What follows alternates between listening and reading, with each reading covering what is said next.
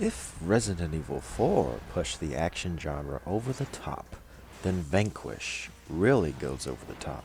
In fact, Vanquish goes through the roof, zooming in Mach 5 into a hailstorm of bullets, kicking ass all over the place, doing a backflip, and then lighting the smoke.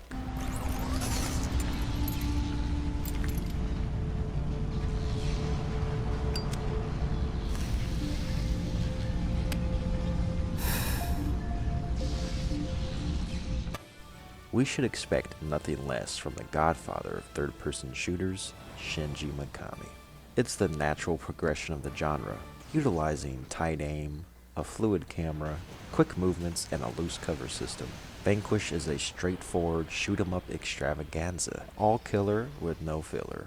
Sort of the devil-may-cry of third-person shooters, where the primary object is to destroy all robots with prejudice while looking as alpha as possible.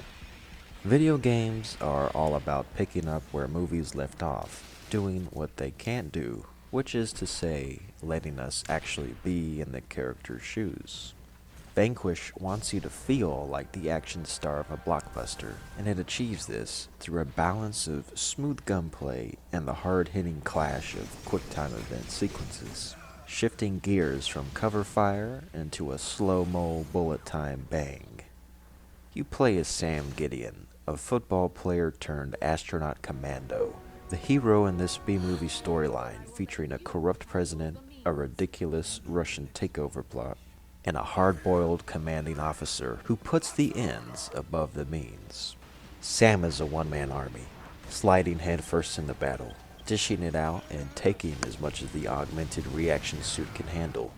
His suit is outfitted with physics-defying slow-mo capabilities that pack a real punch, making him a sort of galactic Iron Man. The meta in Vanquish is to zip around, slipping and sliding in and out of cover points to slow down the movement around you and react in a tactical manner. With a unique variety of weapons and ample ammo reserves, it's not about picking your shots as much as it is choosing the right combinations of them and finding the right rhythm and timing to strike.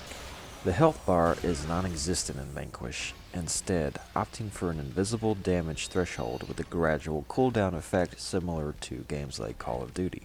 This is a good choice as it allows you to build up a certain amount of punishment before overheating, a mechanic that brings you to the brink of death while also inhibiting your movement speed and slow-mo abilities.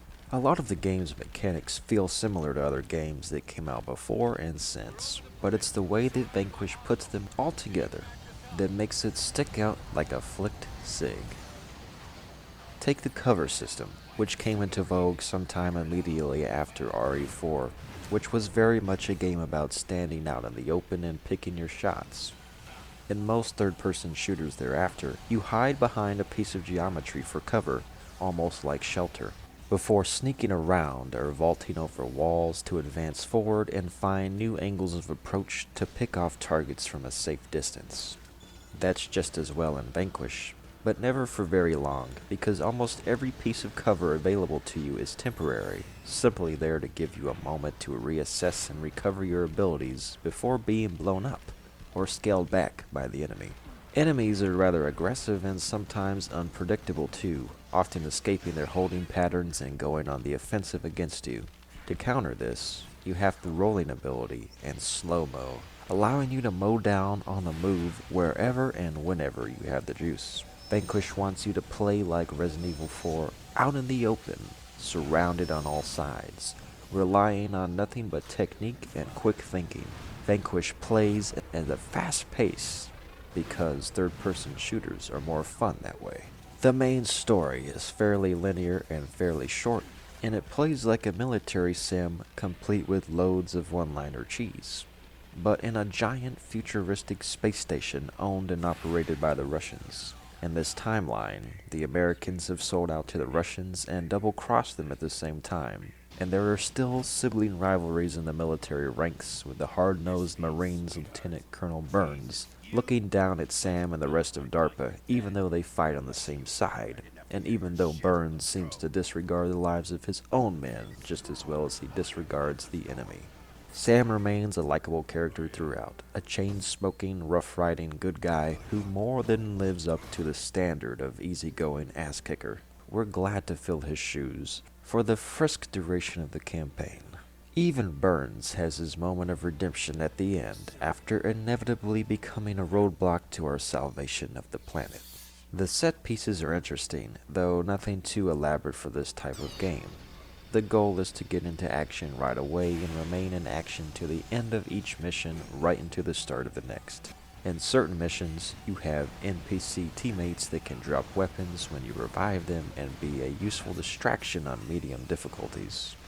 Though it makes it feel like you're fighting in a real war, the heavy lifting is still a burden on your shoulders, so it really just provides a bit of atmosphere to keep things immersive, which is good because you don't want them stealing your confirmed kills or making the fight too easy. It adds a degree of pressure on you to perform well in battle so that you can avoid thinning the ranks. Just as interesting are the solo sections, especially in challenge mode, where Vanquish is at its best as a freestyle, by allowing you to experiment and showcase the broad range of possibilities of gun fu. Pattern layout and memorization is key here, but this is an opportunity to create complex solutions using a rather simple combat system. I like games that make me think, but not too hard, like RE4. The puzzle solving is mostly in how you micromanage each area and each individual wave of enemies, and there are often multiple solutions depending on how you want to play. That freedom of choice is what makes video games more artful than movies, and the experience of playing Vanquish is more interesting than sitting down to watch a movie with bombastic explosions and an ending you guessed off the rip.